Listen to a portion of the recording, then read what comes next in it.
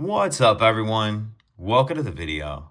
Today we're going to take a look at how to replace the battery in this Genesis remote key fob. This key fob is going to be for the Genesis GV60 and the Genesis GV80, and it's going to use replacement battery CR2450. I'll put a link in the description box of this video to where you can find these replacement batteries if you're in need. The other thing I'm going to be using to change this battery is a flathead screwdriver. So the first thing I'm going to do is grab my key fob and we're going to remove the key ring on the bottom of the fob. That's done by pressing this silver button here that my thumb's on, and then that key ring will pull off like that.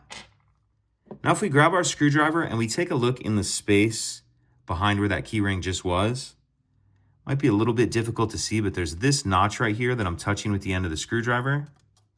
So what I'm going to do is take my screwdriver and push it in that notch, make sure it's all the way pushed in. Then I'm just going to twist the screwdriver like I'm opening a lock with a key. And as I do that, you can see it starts to open the case. Then I'll come over here and just pry up on this back cover a little bit. Once we get the back cover off, we can see our battery right here.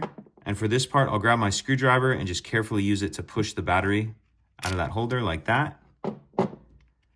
Pull the old battery out, then we'll grab our new replacement battery. And you want to make sure that you're installing that with the plus side up, positive side up. And it'll just slide down into the holder like that. And then we can snap the two halves back together.